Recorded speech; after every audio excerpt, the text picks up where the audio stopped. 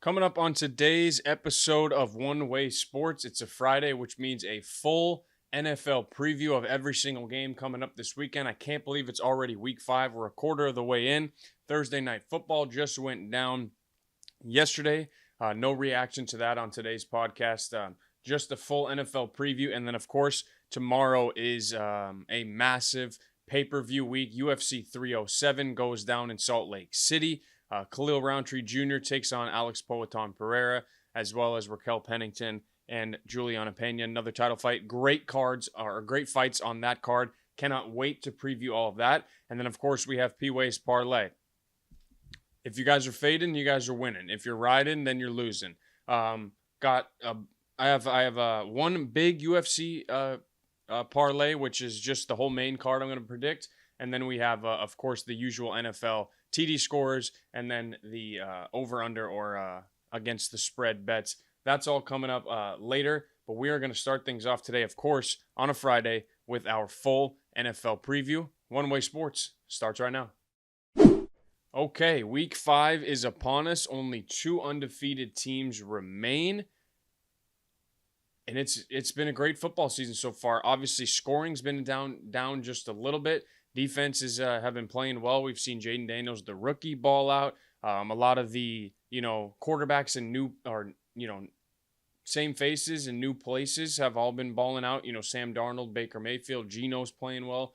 Of course, Jared Goff's playing some of his best football. There's more that I'm forgetting, but you understand the point. It's been this is kind of what the NFL is now, man. You just never know. It's more competitive than it's ever been.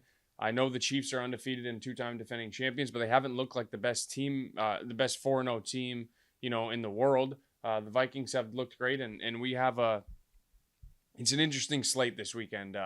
Some really high level games, and then some games that are just kind of,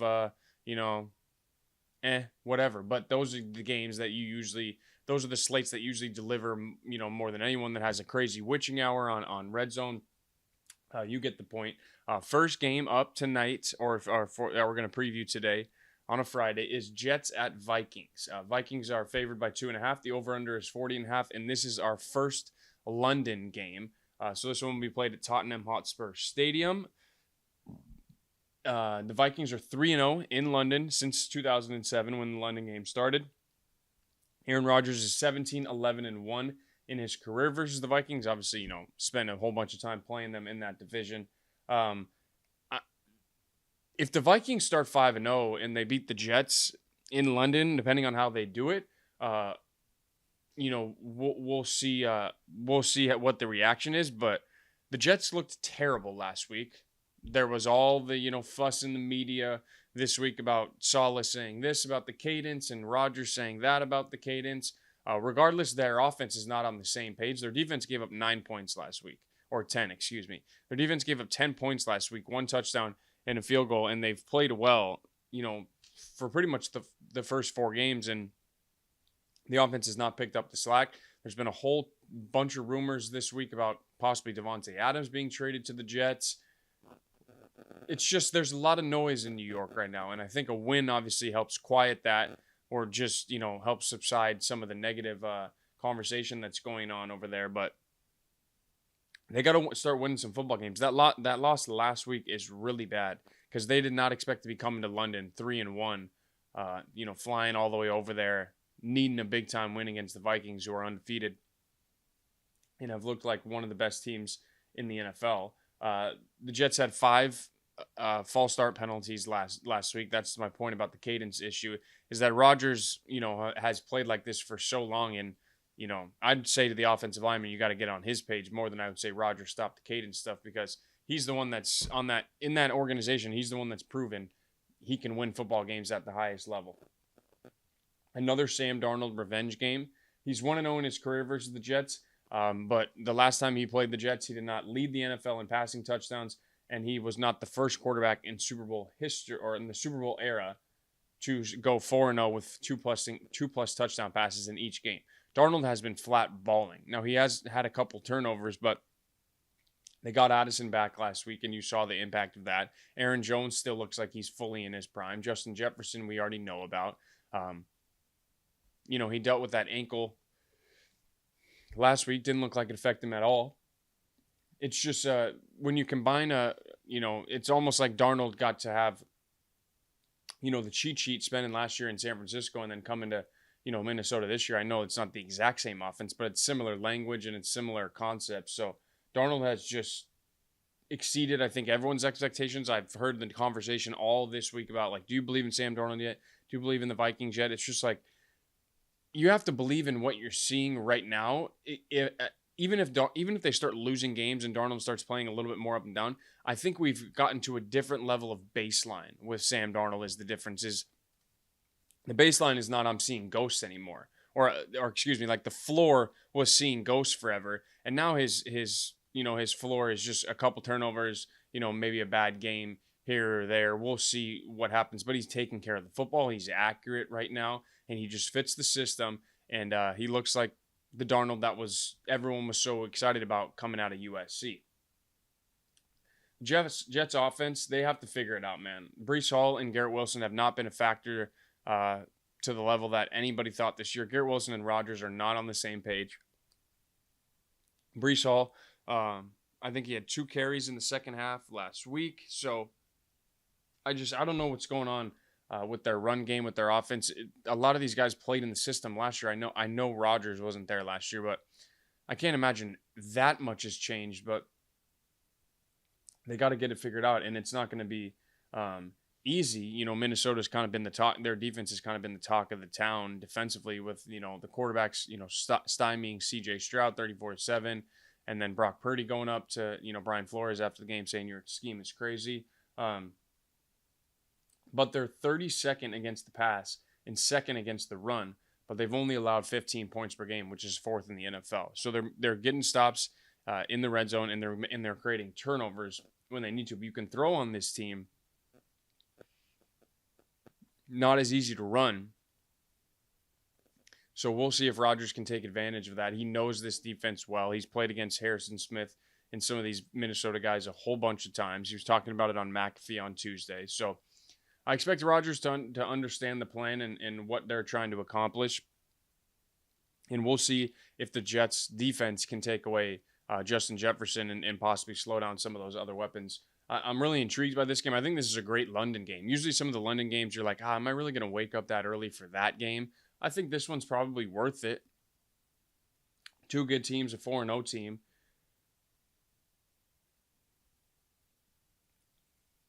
And the London crowd's usually pretty good. I know they show up, and Vikings and Jets. The Vikings have been over there 3 times, and the Jets have Aaron Rodgers in our popular team, so I expect there to be a pretty good turnout for that game. I'm gonna take. See, the 2.5. The 2.5 scares me. If I was gonna bet this, I would do Minnesota -3. Like I would just buy a half point and go Minnesota -3. I don't trust the Jets at all.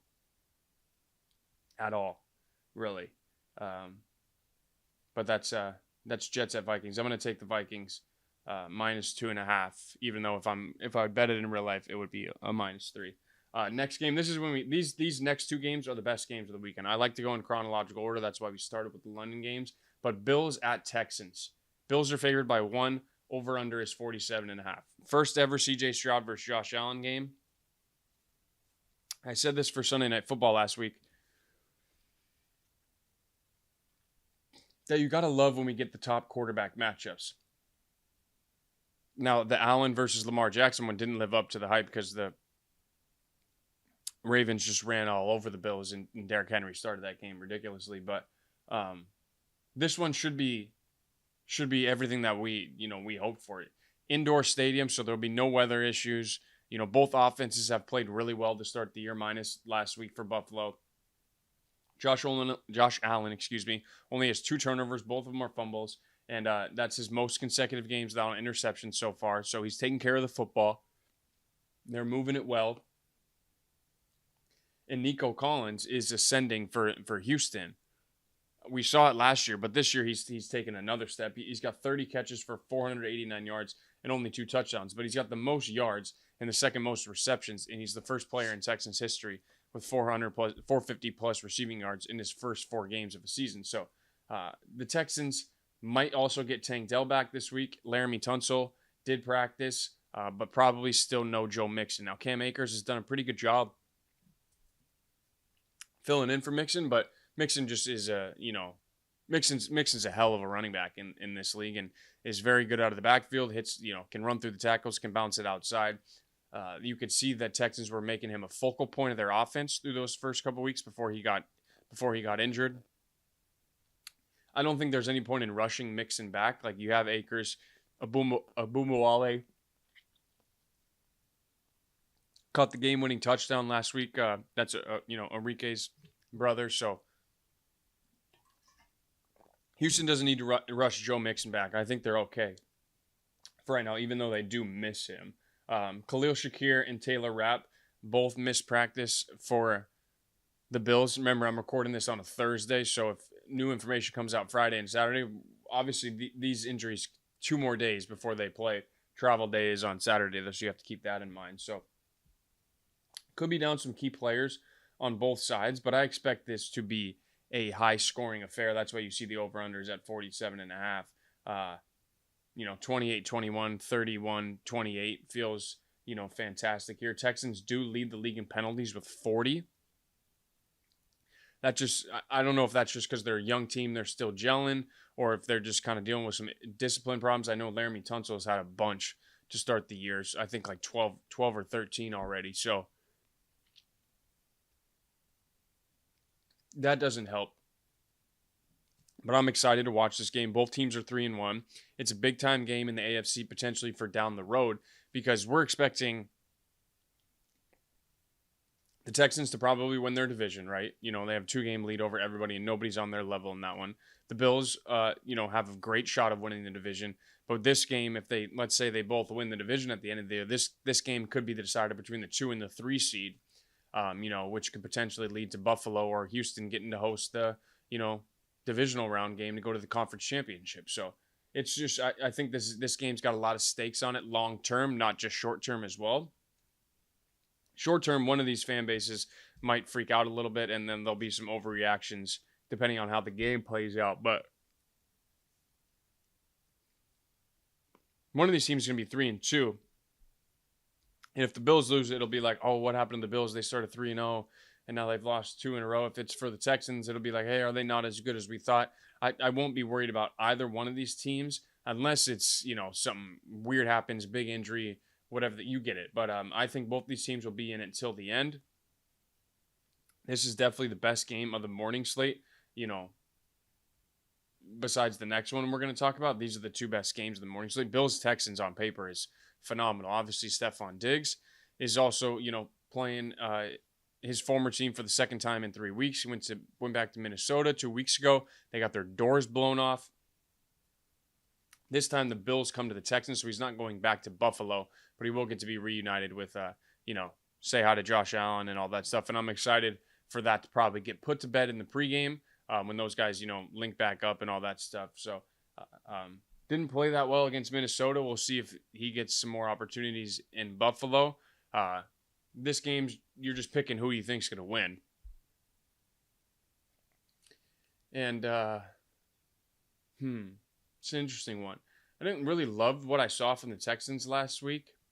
That close against Jacksonville. I would take the Bills, but if I'm going to bet this game, I'm betting the over. Because if you're watching this game, you're not going to be rooting for, oh, no, I don't want Josh Allen and CJ Stroud to move the ball and throw touchdowns and, Tank Dell makes 6 catches, Nico Collins and, James Cook and Dalton Kincaid are making plays. Like, nah. If I'm going to, for the purpose of this segment, I'll take the Bills -1. And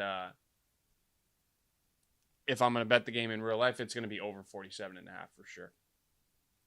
Next game of the morning slate, Ravens -2.5 at the Bengals. The over-under is 49.5. Can the Bengals, this is my only question really about this game, is can the Bengals do anything to slow down Lamar and Derrick Henry? We watched it on Sunday Night Football. It's video game shit. Literal video game stuff. Because if Derrick Henry is going to run for 87-yard touchdowns and be pulling away from people and the 3rd fastest player in the NFL this year, and then also, by the way, Lamar is still on the roster, it's like, holy shit, man. What is it? Where's the number?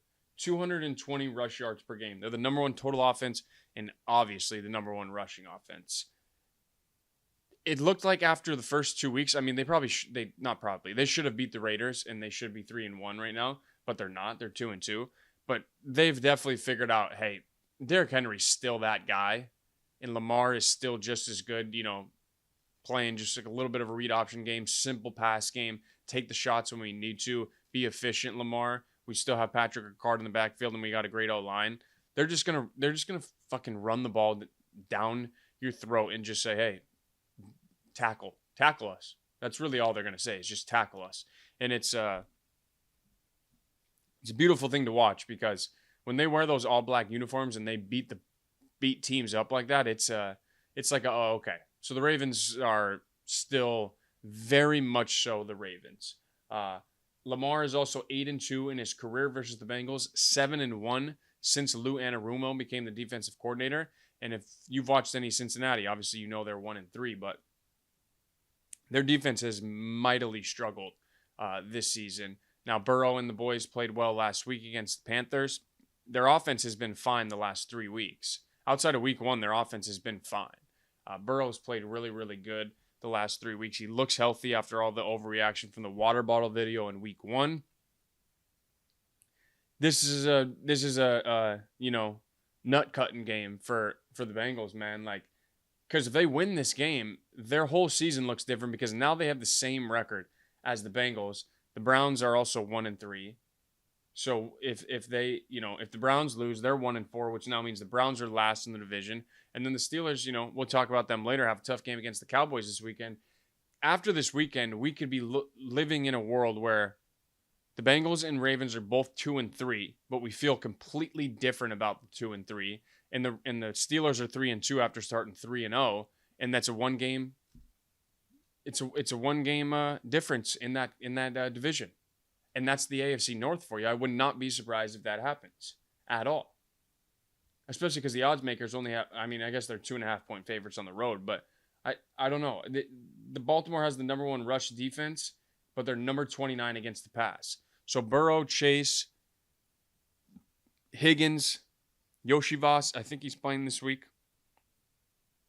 He's on the field last week at least. Chase Brown, Zach Moss, like they're going to have opportunities to make plays. Chase Brown looked mighty explosive last week, got his first career rushing touchdown. The Bengals offense can go. We all know that for certain. But it's going to be, are they going to have to win a shootout or can they get a couple stops against Baltimore, get off the field and give Burrow the ball and let him sustain some drives a little bit? Trey Hendrickson had that, stinger on Sunday. We'll see if he plays on Sunday. He was limited in practice this week, so it's not for certain. It looked pretty nasty. Haven't heard Cam Taylor-Britt say anything either this week, which is probably very smart. Because I remember when Earl Thomas, who was playing for the Ravens at the time, said some stuff about Derrick Henry in that Titans run game. It was either him or Kevin Byard, but I'm pretty sure it was Earl Thomas, and they got bodied by Derrick Henry. So happy to hear Cam Taylor-Britt has not opened his mouth about this Ravens offense. Never really disappointed when we get a Joe Burrow, Lamar Jackson game. Two completely different styles of quarterback play on each side in terms of the way it looks. But my goodness, is it fun to watch Burrow dissect people, and it's fun to watch Lamar just be the best athlete on the field who can also be an amazing pocket passer and the quarterback and extremely efficient. So excited for this game. I mean, if you were going to introduce somebody to football for the first time this weekend and you wanted to show them 2 games at once, you would just throw these 2 games on and be like, enjoy 4 of the 6 best quarterbacks in the NFL. Playing at the same time. I mean, Josh, CJ, Lamar, Burrow, all probably in the top 6 at worst. So it's incredible stuff. I'm going to take the Ravens minus 2.5. They've looked way too good the last 2 weeks. And last week they looked like the best team in the NFL. Held Josh Allen to no touchdowns for the first time in 2 seasons. Snapped their 43-game streak of only losing by 1 score. Ravens look dominant. Kyle Van Noy having a I don't want to call it a resurgence, but like people, he said on McAfee, he's finally getting a real opportunity to just rush the passer and nothing else. He was great for the Chargers the year we had him, and Baltimore's got a great pickup the last 2 years. He's been, incredible for them. So I'm going to take the Ravens minus 2.5, but the over is tasty as well. It's hard to bet an over that high in a divisional game, knowing that defense will be played at some point. And the fact that the Ravens are capable of just, putting up 40 if they want to. But I'm going to stick with just Ravens minus 2.5 there. Game 4 of the early win, or game 3 of the early window, game 4 of the morning is Colts at Jaguars. Jaguars are favored by 3 points, and the over-under is 46.5. So we'll start with some injury updates here. Anthony Richardson was in pads Thursday, the last report I saw. Don't know if he practiced fully, but he was in pads. And then Jonathan Taylor did not practice.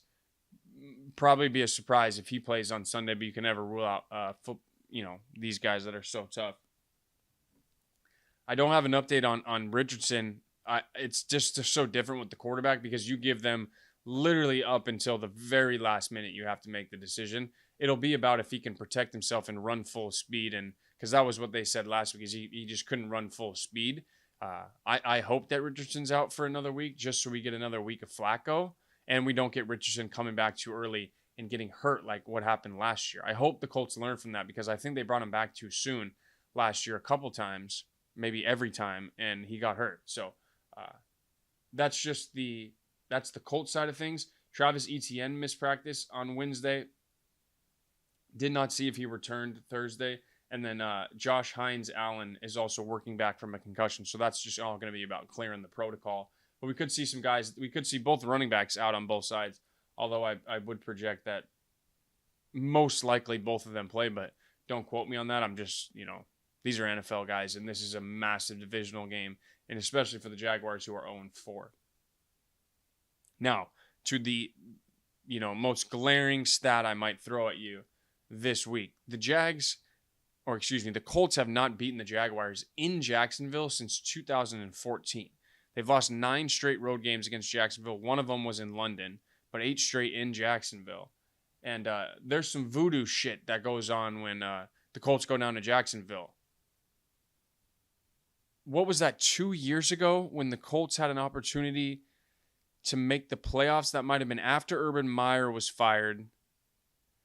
And it was week 18, and they had a chance to make the playoffs. And I believe that was Lawrence's second win, and they finished 2-15 that year.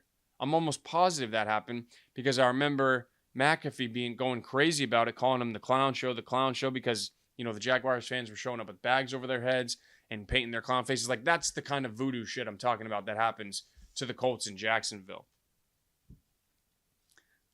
The only issue is we don't know who's playing quarterback yet. So I can't, I'll make a prediction at the end of this, but it's going to be prefaced off of who's playing quarterback for the Colts. The Jaguars still have hope of a playoff berth, even though it's, in my opinion, they don't. Well, there's been one team to start 0-4 and make the playoffs. That was the Chargers in 1992. That was when Dan Fouts was their quarterback. And I don't know much about the story, but starting 0-4, and then I think they finished 11-5, which is just ridiculous. But for the life of me, I cannot remember the coach we brought in. I'm gonna look that up real quick. But EJ Speed as well. I wanted to shout him out. He's the Colts linebacker. Well, he has 7 consecutive games with 10+ tackles. That tied Ray Lewis and Zach Thomas for the longest of all time, or he passed Ray Lewis, tied Zach Thomas for the longest streak since 1987. Well, if he does it again this weekend, he now has the record. So pretty darn good.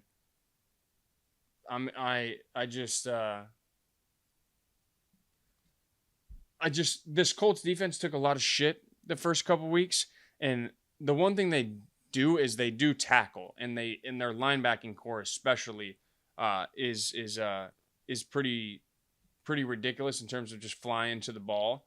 So just wanted to give EJ Speed a shout out there.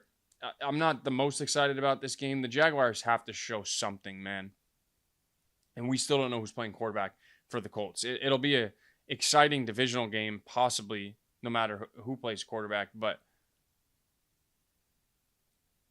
if the Jags start 0-5 and it looks bad again, let's say Lawrence turns the ball over once or twice and, the offense sputters, it wouldn't shock me if Shad Khan, pulls a trigger much sooner than we expect him to. But I'm going to pick the Jaguars in this game. How can you not with the stat that I just told you? But if Joe Flacco plays quarterback, give me the Colts +3. That's my caveat.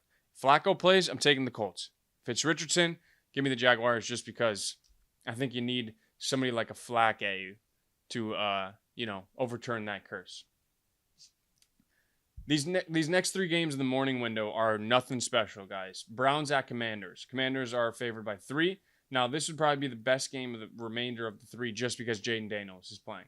I'm intrigued to see if they can keep their offense going against the Browns defense who, the numbers don't say they're as good, but I think we still remember the guys that they have. And, of course, they have Myles Garrett. Brian Robinson didn't practice on Thursday, so it's likely that Eckler could be the starter this weekend. Although, most of the sports books had Brian Robinson to be, minus money to score a touchdown, which can tell you more than maybe what an injury report can. Commanders are coming off their best defensive performance as well against the Cardinals. And Deshaun Watson has been sacked the league high 19 times this year. So if they can't protect Watson, this game could get ugly fast because we know one thing so far this season. The Commanders are going to score. They're going to score. I believe they have more scoring drives this year than Jaden Daniels does incompletions, which is mental. But that's how good their offense has been. So efficient, run well. We'll see if Myles Garrett can kind of wreck shop a little bit and get that team going. But I hate the vibe in Cleveland, and especially because you know who their quarterback is. And I don't know how other men in the locker room can just go in there and go to war for Deshaun Watson every single day. Maybe they do. Maybe he's different behind the scenes, and I'm just kind of speculating. But feels like it's much easier to rally around a guy like Jaden Daniels or Andy Dalton or just, Anthony Richardson, Trevor Lawrence, Lamar Jackson, Joe Burrow, CJ Stroud, Josh Allen. Feels a lot easier to rally around those guys than it does the dude who plays quarterback in Cleveland. They're still dealing with a bunch of offensive line injuries. Wills and Conklin both supposed to be probably out again this week. And then Washington's looking to make it 3 straight versus Cleveland. And if they do, it'll be their first 4-1 start since 2008. I want to see what Jaden Daniels does against a Jim Schwartz defense, a defense that can fly around, has good corners, has good D-line.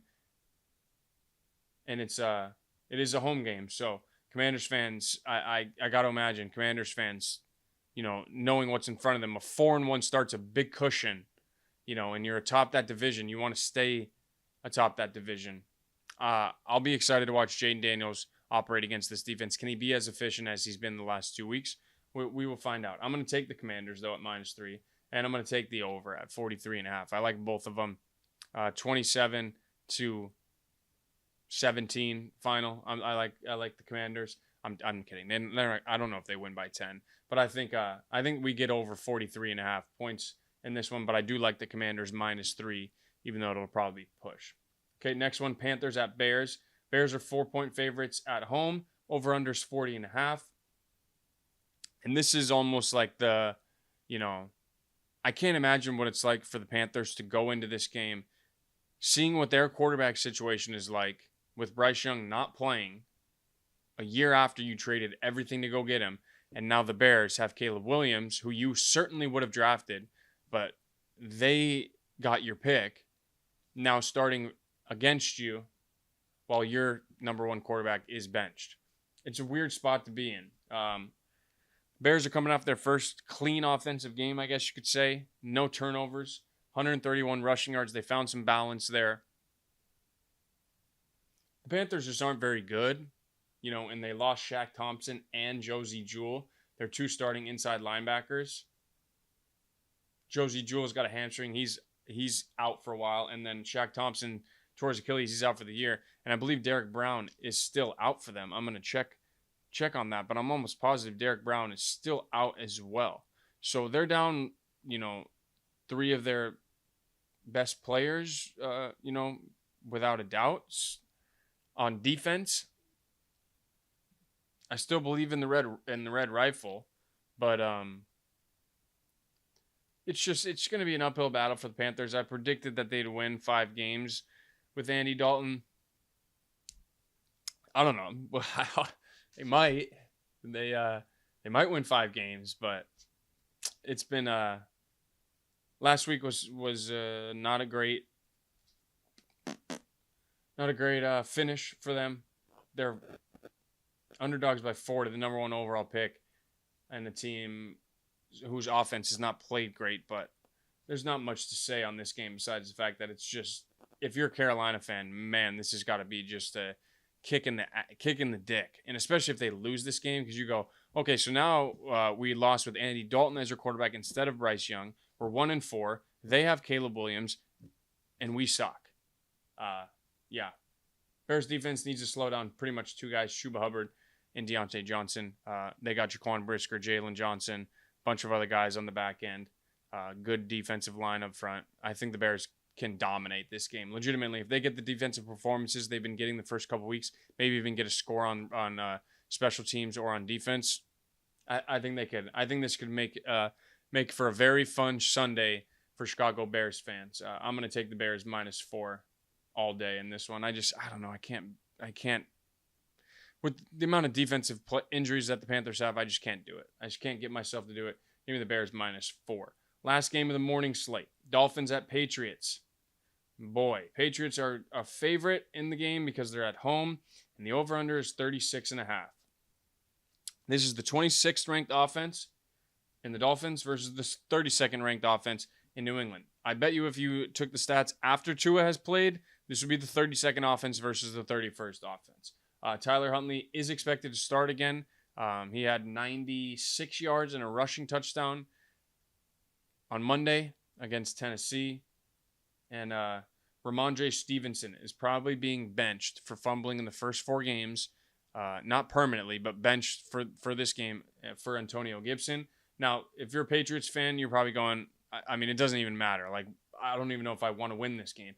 Because if you're a Patriots fan, like, don't you want to just have Drake May develop for a year, not have to play, but also have a high pick to, like, pair with him? Or maybe, like, trade down and let's say you get a top 2 pick and you already have your guy in Drake May. You can trade down, pick up a whole bunch of assets. Now you have more stuff to build with Drake already. Like, I don't know. If I'm a Patriots fan, I would just be okay losing as much as possible. If you're a Dolphins fan, I have no idea what you're feeling right now because apparently Mike McDaniel's on the hot seat for 1 bad year without his quarterback. I don't know. Now, you can knock him for not adjusting, I guess you could say, but it's just tough. Tua ran that offense so well for them last year, and now it seems like maybe Tyreek Hill wants out or just some stuff going on down there in Miami that I don't love. So I'm going to take the Patriots -1 in this one. Now, they are starting their 5th O-line in 5 games after they just lost their center, David Andrews. But the Dolphins also just lost their top pass rusher in Jalen Phillips, who tore his ACL. And the Dolphins have had 21 penalties in the last 2 weeks. So they're going to give up field position against a defense who I think is significantly better than the product that they are putting out there on offense, if I must say. So the morning slate, let's just go through it one more time. I got the Vikings -2.5. Wish it was 3. Taking the Bills at the Texans and the over in that game. Give me the Ravens -2.5 in Cincinnati. I'm going to take the Jaguars at home against the Colts unless Joe Flacco's playing. I like the Commanders against the Browns. And I like the Bears -4 at home against the Panthers. And I also like the Patriots -1 at home against the Dolphins. Okay, let's get to the afternoon slate now. Packers -3 at the Rams. Over-under's 48.5. Jordan Love still searching for his first win this season. As crazy as that sounds, the Packers have won 4 straight against Sean McVay's ball club. So the Rams are legitimately in a season right now where you just go, wait, how many guys are injured for them? And you just go, wait a minute. Every single guy that I know on their team, not named Matthew Stafford and Kyron Williams, is hurt right now. That's no disrespect to anybody else on the team. You get my point. But it's just like, casuals will say that. All the fantasy football guys are hurt. They still have, or let me tell you about this stat. Rams offense, 17 red zone trips, which is top 3 in the NFL, but they only have 7 touchdowns. And then they're 20, and that's 28th in the NFL. So they're getting to the red zone. They just don't have Cooper Kupp and Puka to go, and Tyler Higbee to go finish drives for them. Now, Kyron can do all he can running the football, but you need to have a Puka or a Cooper that can just get open on a, quick little slant route, or you can just throw the ball up to Puka and let him be physical, or let Higbee box somebody out. They're also 30th in pass blocking, which is not good at all. Now, I mentioned the injuries. Well, it's not just Puka, Kupp, and Higbee. They're down 5 offensive linemen. 2 of them are starters, but you also take out the rest of the depth. It's like, man, where are we with this, with this offensive line, with this team? You feel for Stafford because their defense is 31st in points allowed and 31st in yards allowed. Now, if I'm Matthew Stafford, I probably know it'll be a lot. It'll be great if I reach another Super Bowl. Unlikely, just with the way we had to go all in to win the one that I did. Aaron Donald retires. It's just kind of like it's just a bitch of a season, man. Like, this is professional sports sometimes. Your best player retires. Your two key offensive weapons get hurt. You lose 5 linemen. What are you going to do, man? And you were already thin with young talent. But if I'm a Rams fan, honestly, the best case scenario for this season might be to somehow wind up with a top 5 pick. Tell Matthew Stafford, hey, we're going to draft a quarterback this year. We want you to play for 2 more seasons. Or if Stafford says, hey, I want to leave right now. Whatever the case may be. But I think you can draft a quarterback, ride out 2 or 3 more years with Stafford, and then turn the franchise over to the young guy. It's just a thought, because the Rams, like to be aggressive and go all in on picks. We'll see if the Packers can continue to run the ball the way they have. Josh Jacobs and everybody back there. I think Jordan Love looked great in the second half last week after kind of struggling in the first half. And I mean, everybody struggled against the Vikings in the first half, but love the coaching matchup too. LaFleur versus McVay. Fantastic stuff. LaFleur's been was great in those 2 wins. Let's see if he can get their offense back to what he wanted it to be with Jordan Love back under center. I'm going to take the Packers -3. Seems like a high over-under, 48.5. You need 7 touchdowns, but we could see it. We could see it. All right, next one, Cardinals at 49ers. 49ers favored by 7.5 at home. That over-under is 7 touchdowns plus the hook. San Francisco, 4 straight wins by an average of 22 points per game versus Arizona. They beat the fuck out of this team. Kyle Shanahan wipes the floor with Arizona. So does Brock Purdy. Remember, he's from Arizona. 3 games against Arizona. 51 of 66, 703 yards, 8 touchdowns, no interceptions. Love the way Purdy's been playing, man. Purdy's a top 10 quarterback for me, like no questions asked. Because if you actually watch the dude play, one of the most accurate passers in the league, can absolutely rip balls into windows you don't think he can. And he was joking the other day that he has a faster 10-yard split than Debo and Christian McCaffrey, which means for a quarterback, quick little burst to get out of trouble and get rid of the ball is really all he needs. Now, he can scramble and create plays too, which is fun to watch. I just think he doesn't get enough credit for how high level and efficiently he runs this offense. Yes, Kyle Shanahan puts him in advantageous positions. Yes, he has an ultimate plethora of weapons. Like I said last week, when was Peyton Manning good? When he didn't have Reggie Wayne and Marvin Harrison, and Dallas Clark and Wes Welker Demaryius Thomas, and then you name the list of Colts great wide receivers in the Broncos ones he played with. Tom Brady as well. Not as many, but still Gronkowski, Wes Welker, Randy Moss, Mike Evans and Chris Godwin in Tampa. Like, come on, you need high level weapons, and he knows how to get them the ball and let them create plays afterwards. So just wanted to shout out Purdy again. Now this is maybe where you bet the Cardinals' first quarter bet's probably looking pretty good, because on their opening fifth, so they call it, they always call it like the first 15, the opening script. They're all scripted plays, the first 15. Well, in the first 4 games, Kyler Murray, in those opening 15 plays, he's 22 of 27 for 290 yards, 5 touchdowns, and just a sack. Well, the rest of the game, he is 56 for 88 for 530 yards, a touchdown, and an interception, and he's taken 9 sacks. So pretty much after that opening 15, the Cardinals can't score. They can move the ball, but they can't really score after that, which is a stat that was, jarring. I found that on David Lombardi's Twitter account, but it was reposted by somebody else. I'm sorry, I'm forgetting your name, but Cardinals have to be able to start out hot and then sustain drives as well, and sustain scoring opportunities and putting points on the board. It's vital for them to not only get off to a fast start, but also, continue that and keep themselves in games, because they just start hot and then just get blown out real quick. We'll see if Fred Warner and George Kittle play this week. They were both day-to-day. I know if Warner came out of the game on Sunday with an ankle, and then Kittle had his first game back. Not sure it's going to matter, as long as Jordan Mason and that offensive line is healthy, Juwan Jennings, Deebo Samuel, Brandon Ayuk still on the outside. I think they should be okay. I'm taking the Niners minus 7.5, even though it's scary with the hook there. But when you hear the last 4 wins have all been by 22, average of 22 points, I'm okay with that. Next one, 2 more games of the afternoon slate before Sunday Night Football. We got Raiders at Broncos. Broncos are favored by 2.5, and I believe this is the lowest over-under of the week at 35.5.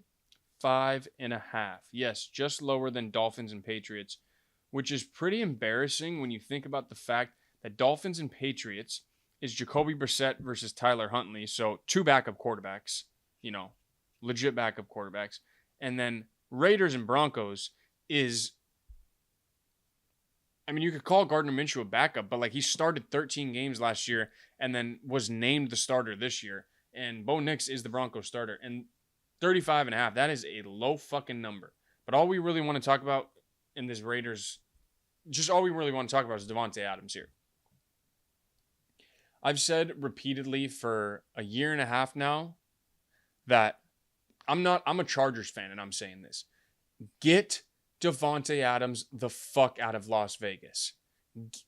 I miss watching him play football. I don't know about you, but I used to see a whole lot more Davante Adams highlights on my timeline when he had a real fucking quarterback throwing the ball.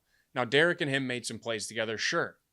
But since Derek's been gone, we rarely get to see 17 make plays on Sunday.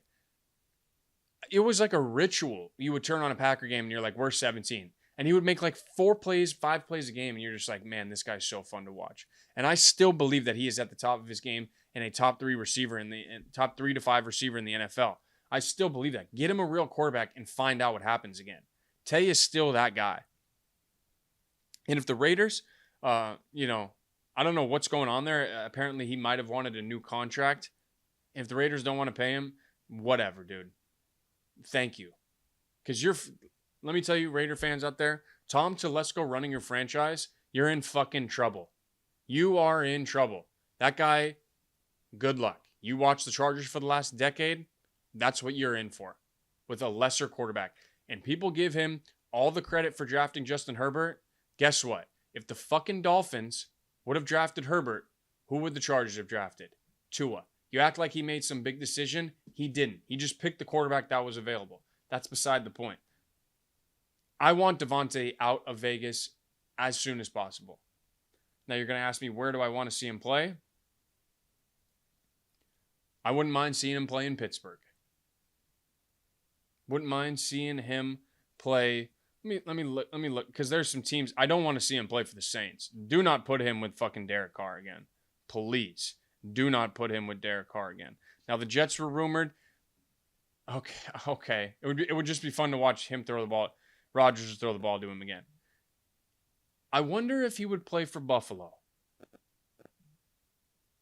Be the number one there. With Khalil Shakir running underneath, you still have Kincaid and Knox. I'm just saying that's an option. I like Pittsburgh a lot. The Ravens is terrifying. The Ravens with Derrick Henry, Lamar Jackson, and now Devontae.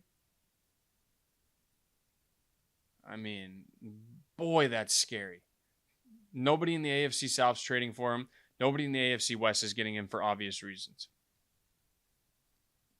Commanders could be fun. Scary Terry and Devontae, and they have a rookie quarterback so they could make the move. Dallas, if they weren't going to pay Derrick Henry, what makes you think they're going to trade for Devontae now? I don't really see anybody in the NFC North doing it. Packers, Lions, Vikings don't need one. The Bears won't do it. Saints, I already said I don't really want to see him play there. No way on the Falcons, and obviously the Bucs have their weapons. Seahawks don't need him.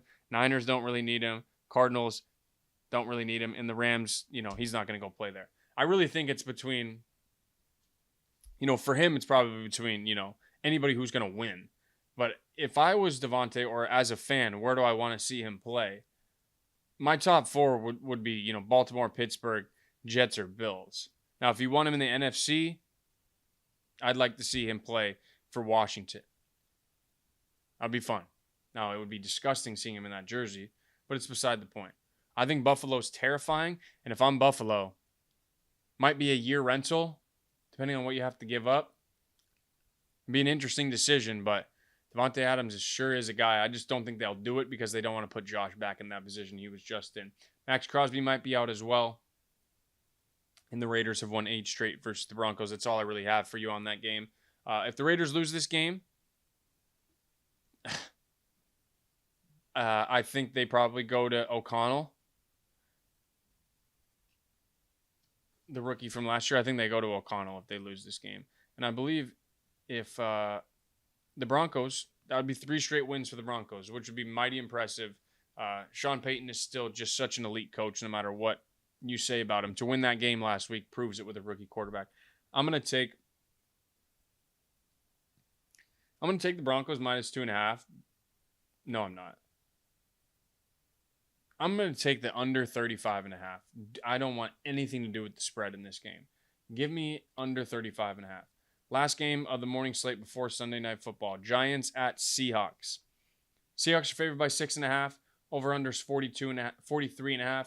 Seattle's won 6 of the last 7 meetings. Seahawks have the number 1 pass offense. Geno had a career-high 395 yards on Monday. I didn't even realize that when I did the podcast on Monday. Malik Neighbors' situation still up in the air with the concussion. He leads the NFL with 35 catches through 4 games, So if he's out, not great, especially because they played on Thursday. So you would expect him to have cleared concussion protocol in 10 days, but we want that guy to be healthy long term, not just in the short term. The interesting part about this game is on Monday, Seattle was down, their top 3, 4 defensive linemen, 2 great linebackers as well. There's still questions about all of them. Byron Murphy, Leonard Williams, Chenna Nwosu, Jerome Baker, and Boye Mafe. There's still questions about all of them. That's 5 players on your defense right there that you would probably like out there. Giants are coming off their only win of the season, 2 weeks ago they beat the Browns. They lost to the Cowboys on Thursday. I forgot about that in that shit fest of what people call the Daniel Jones game, where they had 26 rushing yards.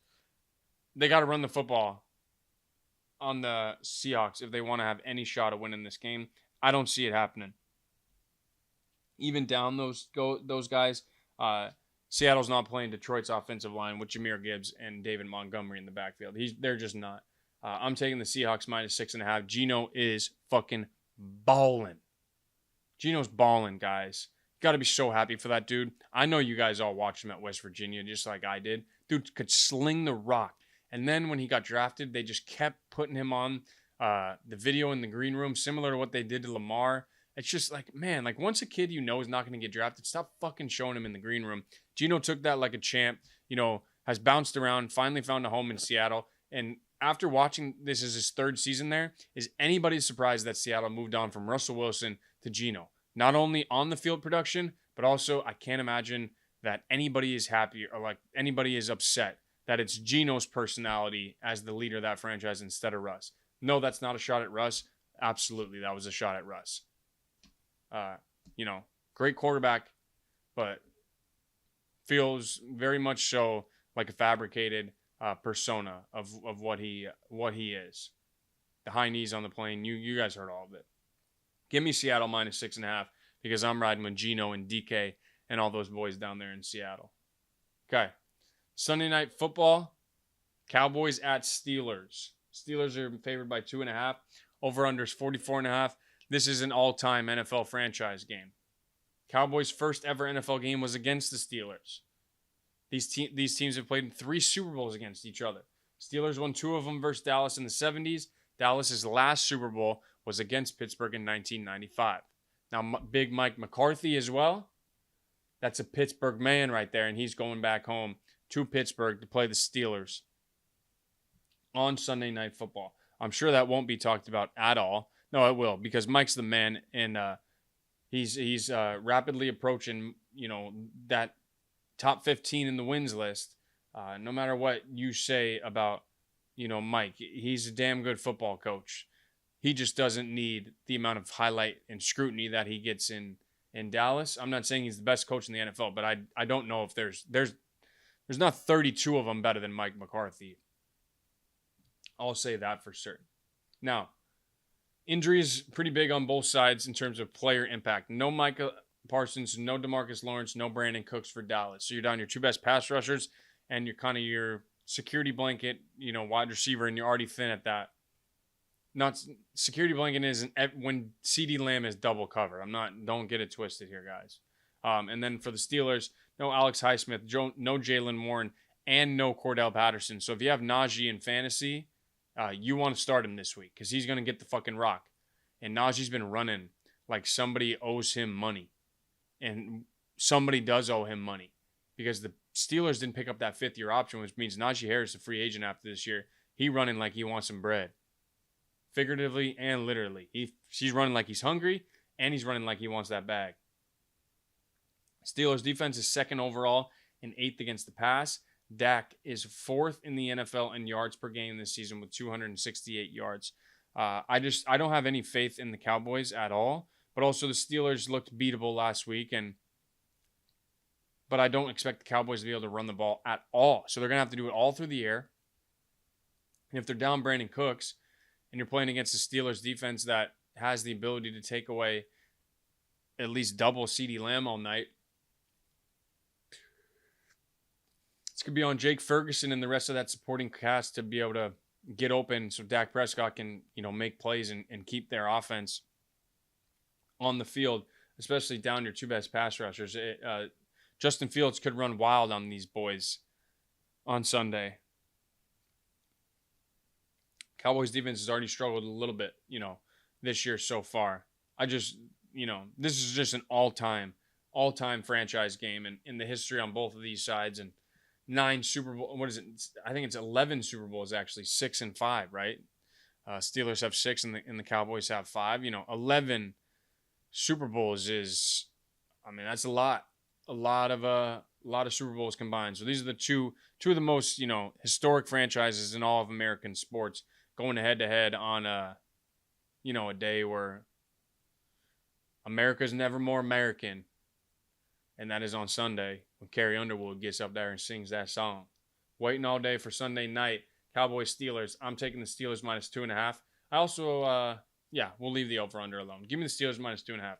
Okay, let's wrap up the game previews with Monday Night Football. Saints at Chiefs. Champs are getting 5.5 points at home. Over-under is 43.5. New Orleans, of course, is coming off 2 straight losses after starting 2-0. And the Chiefs are the only other unbeaten team besides the Minnesota Vikings. They've won every single game by 1 score. I believe the combined total points they've won by is 20. They've won by, touchdown twice. They won by 5, and then they won by 1. So they've all been close games, and now they're down Hollywood Brown and Rashee Rice.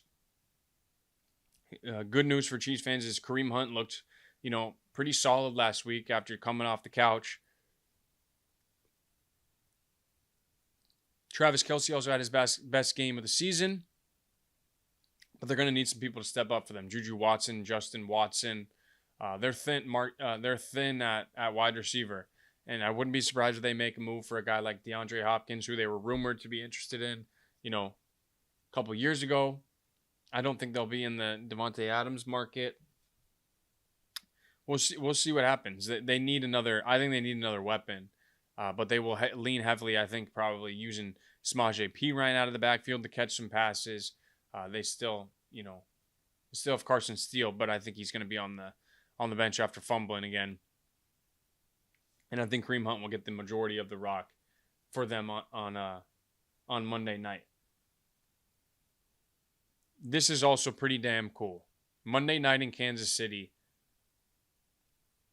This is what makes living in towns and states like where the Chiefs and Royals play so special, is that the whole entire state and community rallies behind the Chiefs and the Royals, and they do it on one night because Game 2 of the ALDS between Royals and Yankees is on Monday. It's in Yankee Stadium, but it'll be this. I can't imagine there won't be a watch party of some sorts going on at Kauffman Field. It's one of the two, but it's Kauffman, I know for sure. I can't imagine that there won't be a little watch-along going on, and they can just throw the Chiefs game up there on the big screen whenever they need to. But that game starts 1 hour before kickoff, so don't be shocked if they got the Royals game up there. What I'm saying is the atmosphere that the Saints are walking into on Monday night at Arrowhead could be even crazier than we're expecting a usual Arrowhead primetime game to be, because the Royals could be beating the Yankees, 3-0 in the bottom of the fourth when kickoff happens. It could be electric, and they'll be providing updates. So if the Royals are scoring runs while this game's happening, Kansas City's going to be live. There was reports that Rashee Rice might come back this season.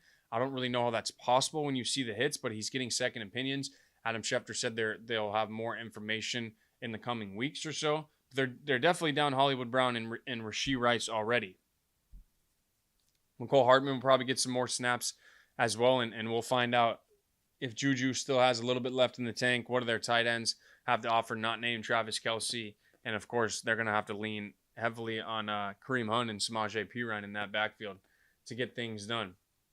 That is all of the game previews I have for you this week. Remember, I'm taking Packers -3, 49ers -7.5, Broncos and Raiders under 35.5. Give me the Seahawks -6.5 at home. I'm taking the Steelers at home against the Cowboys as well, -2.5. And then I'm going to take the Chiefs -5.5. I know they haven't covered this season, but I think they will, just because of the atmosphere that I explained that could be taking place in Kansas City on Monday. Excited to see what that city is like, and excited to see if the Saints can respond after an 0-2 start and get that offense back on track, because it has not looked good for the last 2 weeks, and they could be down Taysom Hill, who scored their touchdowns for them last week. We're going to do PWay's Parlay at the very end. We'll do all of them at once, all the parlays at once. But now, let's go ahead and get to the UFC 307 preview. All right, the Octagon returns to Salt Lake City tomorrow night for UFC 307, Pereira versus Roundtree Jr. I believe this is the third pay-per-view in Salt Lake City. First one was Leon Edwards versus Kamaru Usman, where Leon lands, of course, the iconic headshot bang KO head kick in the 5th round. We also got a great Luke Rockhold, Paulo Costa. Luke Rockhold made his retirement that night as well. The second time they went to Salt Lake was the Gaethje versus Poirier BMF title, where Justin Gaethje lands that crazy head kick knockout in the 2nd round and becomes the BMF champion. And then we return for a third time for a violent light heavyweight title. But before we get into that, let's talk about the altitude. Everyone talks about the altitude in Denver, where the Nuggets play. It's higher in Salt Lake City, and this is the home of the Jazz. So I don't understand how it's not a bigger conversation in the NBA, but it should be, and it's always affected fighters. What people forget, I also forgot to mention this, is Pereira has fought in Salt Lake. He fought Jan Blachowicz in he fought Jan Blachowicz on the Poirier and Gaethje card, and he went 15 minutes with him. And what was crazy is Blachowicz looked tired, and Pereira didn't. So he's aware of the altitude and has fought in it and is comfortable with it. We'll see if Roundtree makes the adjustment as well. I have no issues that he will. Khalil Roundtree Jr. is a freak athlete, guys. Raquel Pennington, Juliana Pena also on the card as a title fight. We'll get into we're just going to preview the main card, and then I'll give you a parlay on the way out of every fight on the main card, and I will, we'll give some love to the prelim guys on the way out. But let's go ahead and start with Alex Pereira, light heavyweight champion, versus Khalil Roundtree Jr., number 8 light heavyweight in the world. A lot of people wanted Magomed Ankalaev in this spot. I actually like Roundtree much better in this spot. It's a way more exciting fight. And the only thing I have written down here, guys, is violence, violence, violence. All in caps. This is what this fight is to me. It is a pure violence fest. Now, Poatan is the minus 500 favorite. Roundtree's plus 350. That's because of the level of competition I think they both face. Pereira is definitely a better kickboxer on the feet. But guys, if you are underestimating Khalil Roundtree going into this fight, you are going to be sorely mistaken. This guy is a monster, a beast. He has torn ACLs on people. Literally, look up the video. He shattered a guy's ACL. He just knocked out Anthony Smith. This guy is violence personified if it's not Alex Pereira. And if you haven't seen his physique, oh my goodness. It is terrifying. Knocked out Kyle Dawkins in the first round.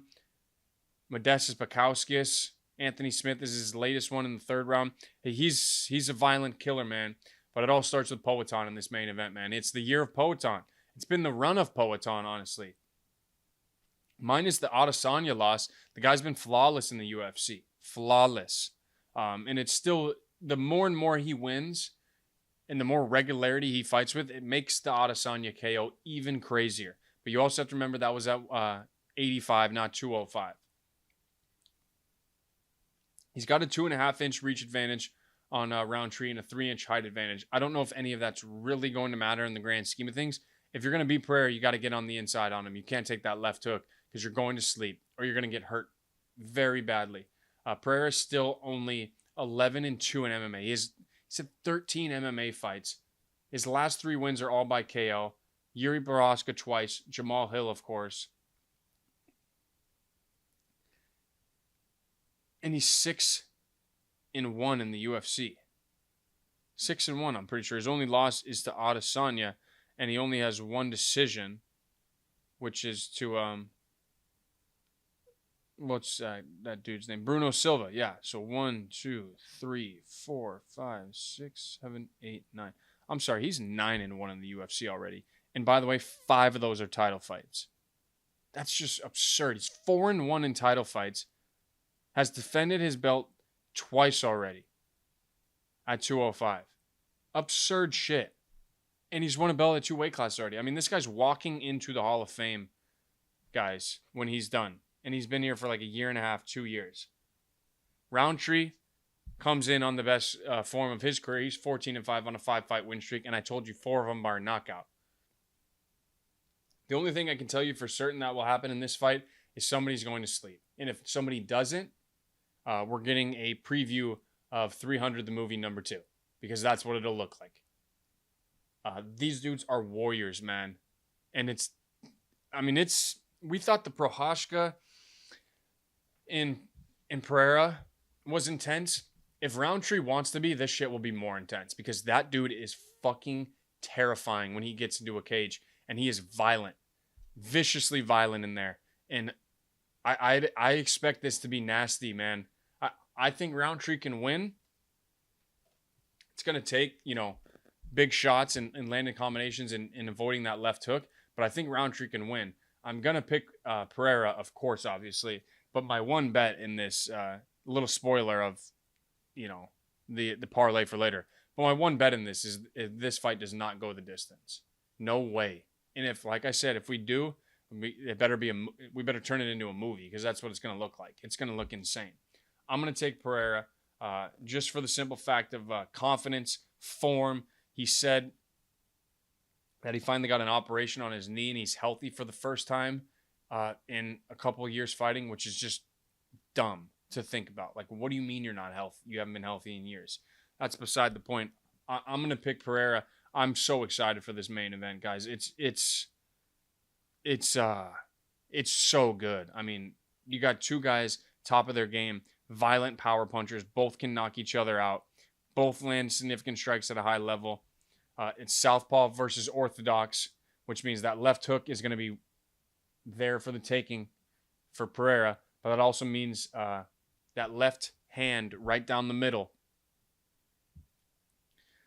for Roundtree, which is one of his best weapons. And watch out for Roundtree's kicks. I think whoever wins the kicking battle will have an advantage immediately on the feet.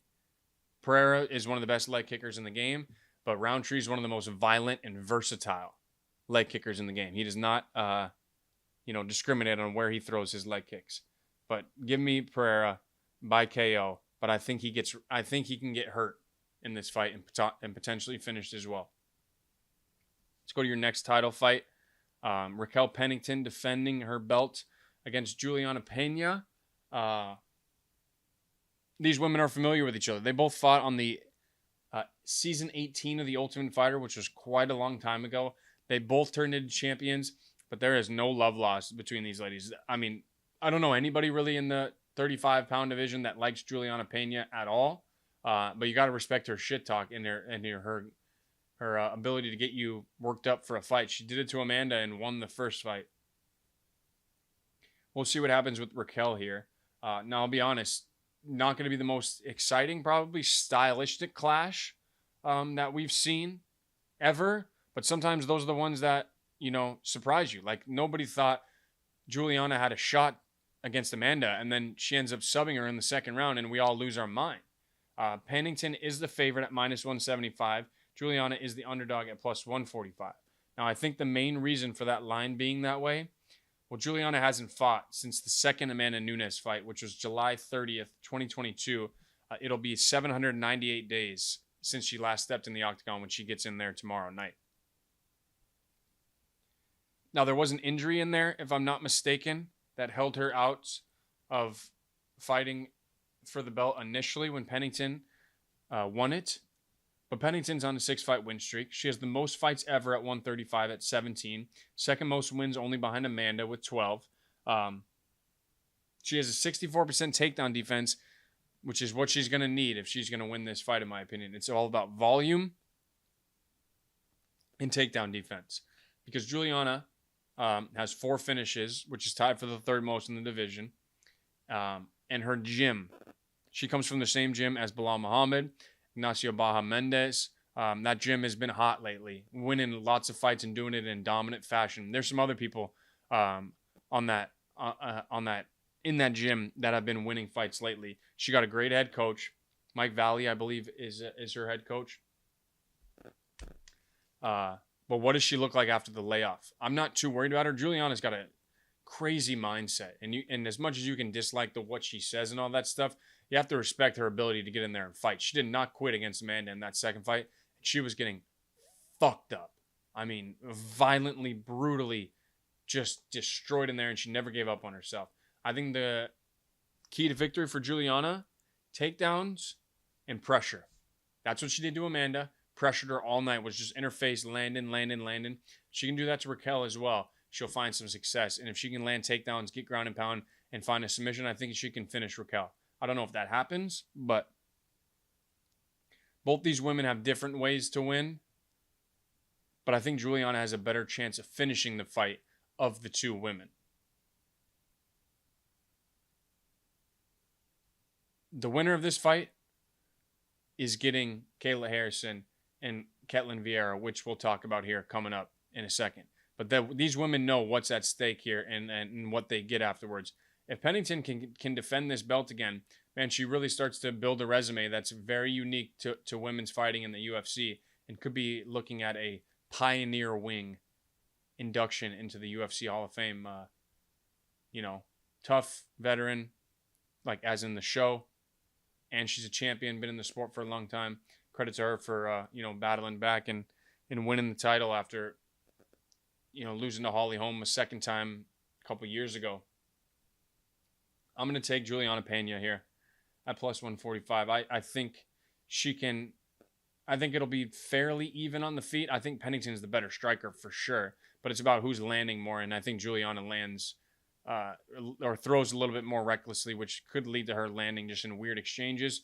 Pennington definitely the cleaner striker though, but I just think Juliana's dog, her resolve, her pressure will be able to get her this win as long as neither one of them gets tired, because that's going to be an interesting thing to keep an eye on. 5-round fights with the altitude as well is even more different than 3. But give me Juliana Pena at plus money to become and new for a second time. Now, third fight on the main card. The King of Rio, Jose Aldo, returns to face Mario Bautista. Aldo is a plus 120 underdog. Bautista minus 140. 7-year age difference between the two. Aldo is 38 years old and is back for his second fight since his fake retirement about a year and a half, 2 years ago. Looked great against Jonathan Martinez in the return fight in Rio.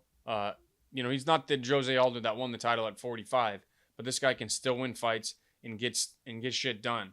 Bautista comes from the MMA lab, which has Kyler Phillips, Sean O'Malley, a bunch of other high-level 135ers that he's been training with. Marcus McGee as well, who's a beast, and I think Marcus is actually on this card. Nope, he's not on this card, but you get my point. A lot of high-level 135ers currently training at the MMA lab, and Mario now has a big old test in front of him in the King of Rio, Jose Aldo. It's a little bit weird to see Aldo as an underdog against a guy who hasn't fought anywhere close to the level of competition that he has. But my question is the cardio still there for Aldo?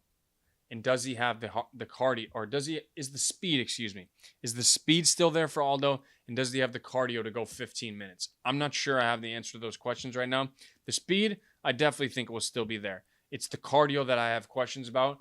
But if Bautista doesn't try to take him down repeatedly and drain his gas tank like that, I think Aldo can go 15 hard minutes on the feet kickboxing and definitely be successful doing it. Now, Bautista is on a 6-fight win streak, 3 submissions in the first round. But what's interesting about that, he has 3 submissions in the first one, but he only has 1 takedown. So it's when guys shoot on him, or when he, knocks somebody down and then, trip, whatever the case may be, he's able to find submissions quickly and efficiently, which is mighty impressive to do at 135. Those guys are fast at scrambling and very, very technical on the ground. But he has not faced the highest level of competition. His best win is his last win against Ricky Simone.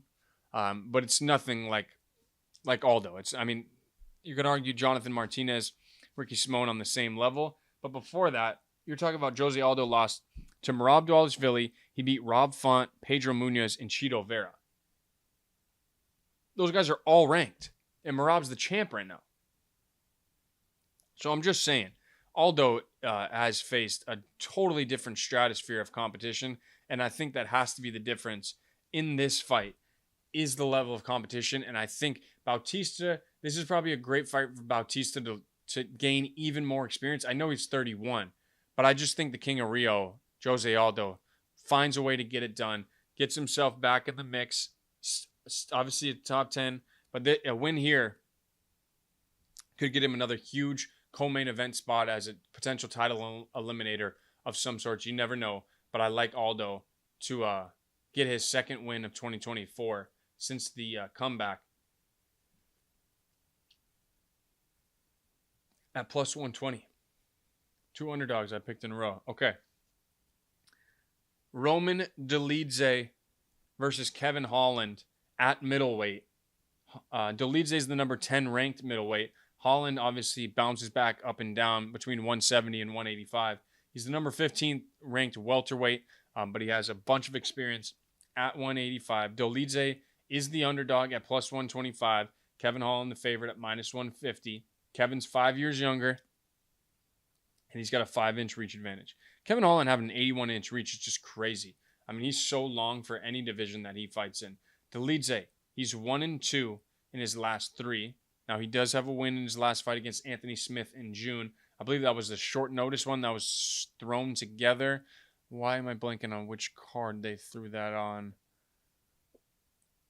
Oh, that had to have been on the same one that they did the Dan Ige and Diego Lopez one, I believe. So, yeah, you get it. It was a short notice fight. Anthony didn't really look that great. Dolidze got the win.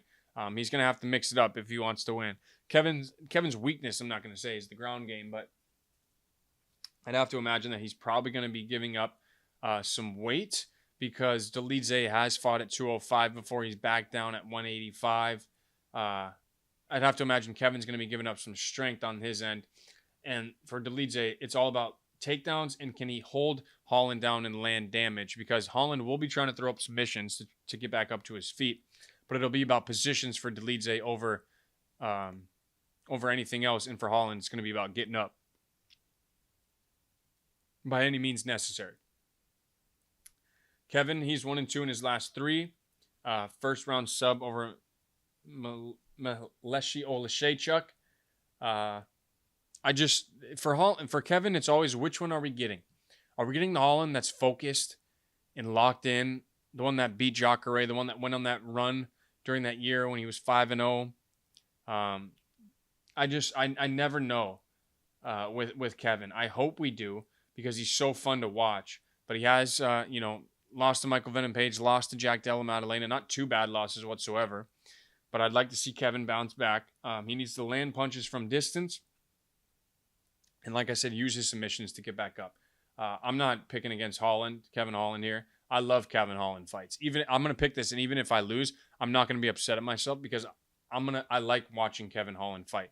In real life, I probably won't bet this. I am going to bet this fight, just in a different capacity. But if I was betting money line, I'm going to bet Kevin just because I love Kevin, and I think he can knock out Dolidze with those long punches from range, and maybe even submit him. Okay, last fight to get to. It is the pay-per-view opener, and it is Ketlin Vieira, number 2 ranked bantamweight, versus Kayla Harrison, number 3 ranked bantamweight. This betting line is out of this world. Ketlin Vieira plus 650, Kayla Harrison minus 1150. It's ridiculous. Kayla is insanely favorite, like prohibited times 100 favorite. Title eliminator, like I just said. So you have the title fight as the co-main event, and you have the title eliminator right here. The UFC is trying to set up, if they can successfully pull it off, Juliana Pena versus Kayla Harrison, because that fight has some serious heat to it. Those girls do not like each other whatsoever. Those women, I should say, do not like each other whatsoever. The UFC tries to do this all the time. It's up to Ketlin Vieira and Raquel Pennington to spoil that party, because if Raquel can defeat Juliana, she'll still get a huge payday for fighting Kayla Harrison, because that fight will do pretty good numbers, because people are going to want to see Kayla win a title.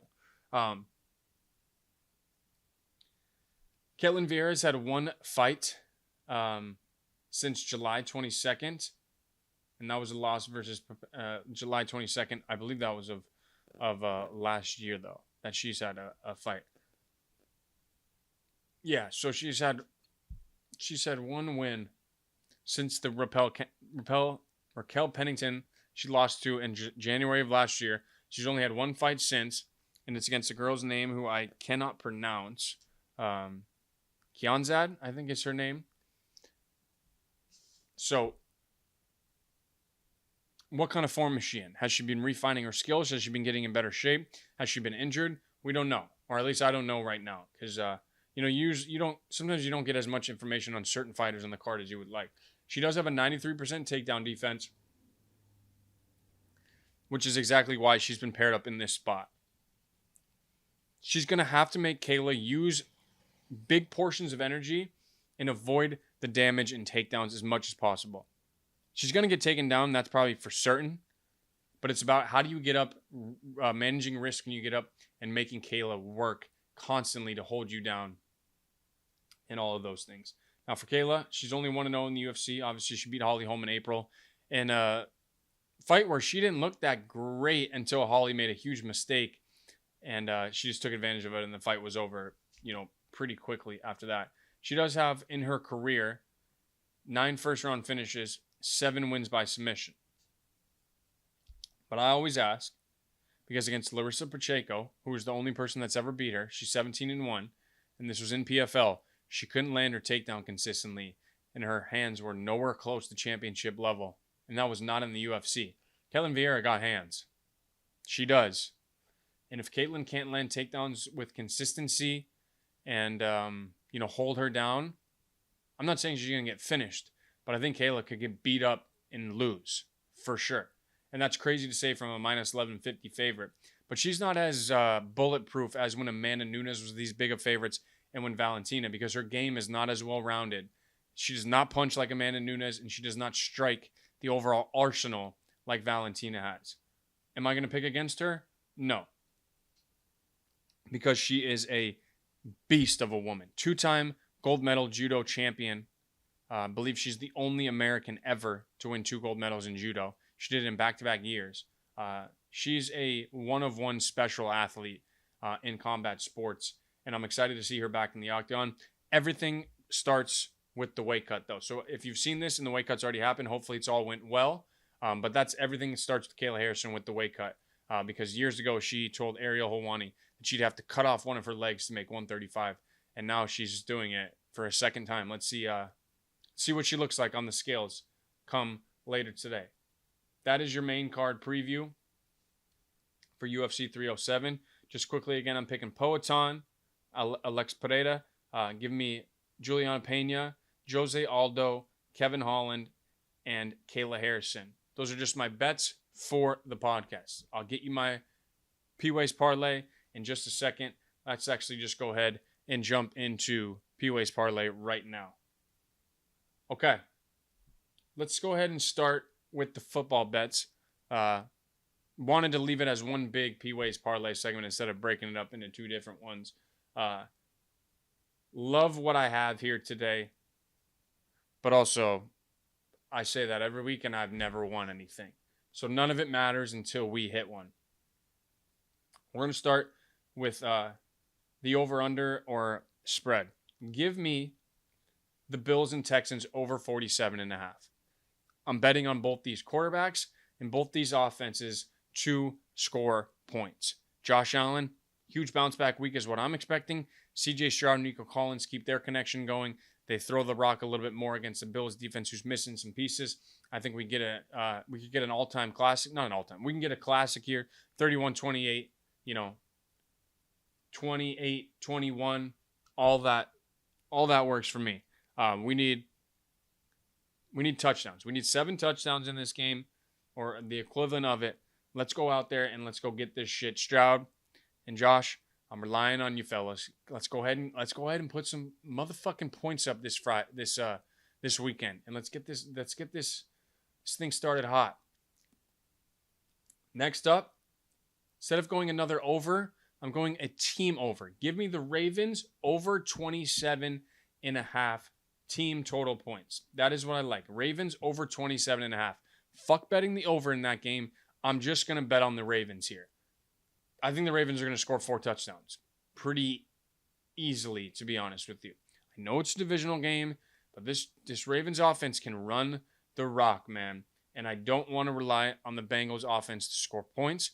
I'll look really dumb if the over hits and the Ravens don't hit their over, but I'm willing to risk it. I'm going to bet on Lamar. I'm going to bet on Todd Monken in this offense. Give me Ravens against the why am I blanking on who they're playing? They're playing the Bengals. Excuse me. Ravens against the Bengals over 27.5 team points. Last one on this parlay. Panthers +4 at the Bears. Panthers +4 at the Bears. I think this is a field goal game. I think it's a field goal game, and I'm really hoping that the Bears don't win by a touchdown, which they could easily do. But I'm going to bet on the Panthers to respond this week. They're not playing an offense as potent as Cincinnati.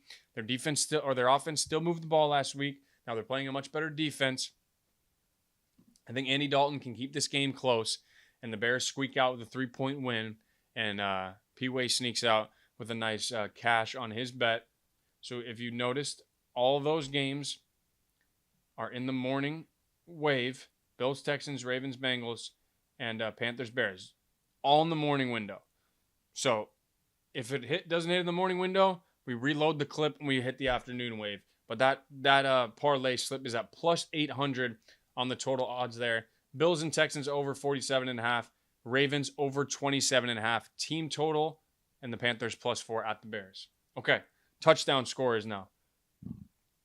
Give me Nico Collins.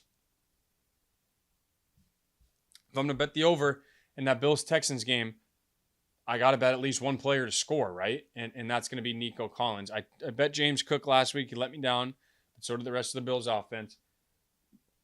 I know Nico Collins only has 2 touchdowns this year, but the Bills are down some secondary players. And I think Nico finds the end zone in a high-scoring game this week.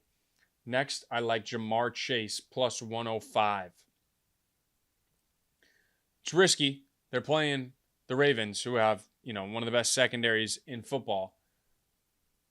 But I'm going to trust the greatness that is Joe Burrow and Jamar Chase to find the end zone against this Ravens team, any way, shape, or form.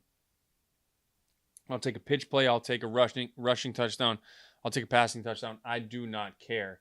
I think Jamar Chase finds the end zone against the Ravens, helps spark this Bengals offense. I don't know if it's enough to win the game, but I think he helps keep them in the ball game with a big touchdown on Sunday. Last but not least, give me Justin Fields to score a touchdown, plus 165. Give me Justin Fields to rush in a touchdown on Sunday Night Football. He's been running really well, and when they get in the red zone, it's basically up to him to read the defensive end and give it to Najee or pull it. I think Justin finds the end zone against the Steelers on Sunday Night Football and firmly cements himself as the Steelers' starting quarterback for the rest of the season come Sunday Night Football. And that parlay is going to be at plus 960 on the total odds. So Nico Collins, Jamar Chase, Justin Fields. So I gave you 2 from the morning wave, and if those hit, then it all rides on Justin Fields at night. Plus 960 there. You just saw the football over-under bet. And now let's get to the UFC parlay. This one will look a little bit different on your screen. I'm just going to throw up the individual bet right below you here. And there won't be I'll just tell you the total odds at the end of it. So we're going to just do the main card. So first fight on the main card is Kayla Harrison, Ketlin Vieira. We just talked about it. I like under 2.5 rounds there. I think Kayla Harrison gets a finish. I do. Under 2.5 rounds is plus 120. If you like something different, fight to just go the distance or not to go the distance. I believe that's also a great number as well. This one I found at plus money. That's why I took under 2.5 because I think this thing can get finished, within the first 10. It's technically the first 12.5 minutes, but I think this thing gets finished in the first 10 minutes, which is the first 2 rounds. Next, Kevin Holland versus Roman Dolidze. I like that fight to go the distance at minus 185. So Kevin Holland, Roman Dolidze.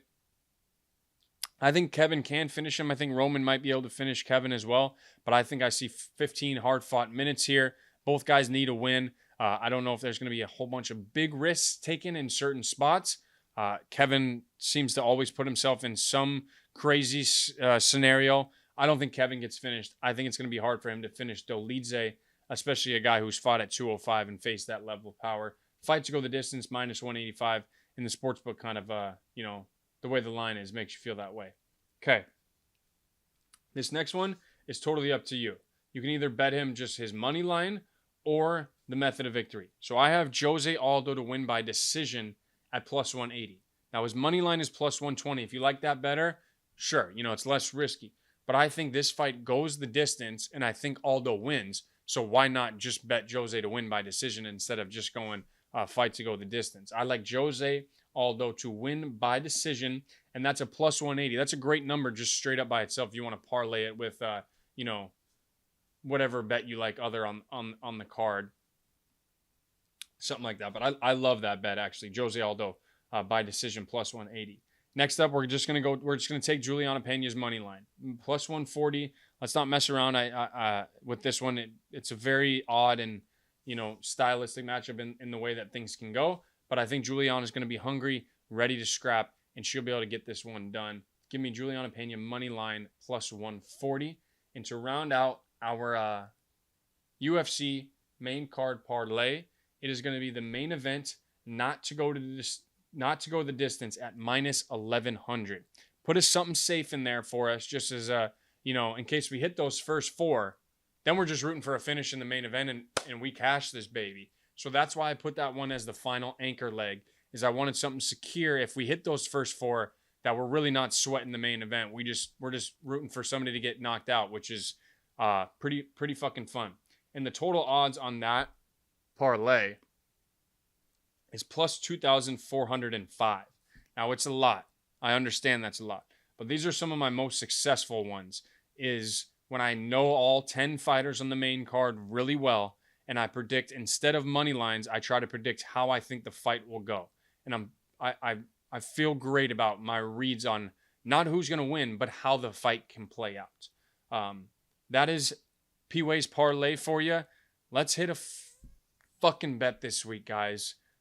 Please let me know in the comments if you're fading or you're riding or you're just saying, this guy doesn't know shit fuck about gambling, and you might be right on all those things. But that is another week of One Way Sports in the books. Always appreciative of you guys listening and tuning in.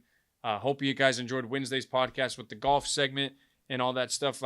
Loved doing that, and obviously today's a great day as well, previewing football and, of course, UFC fights.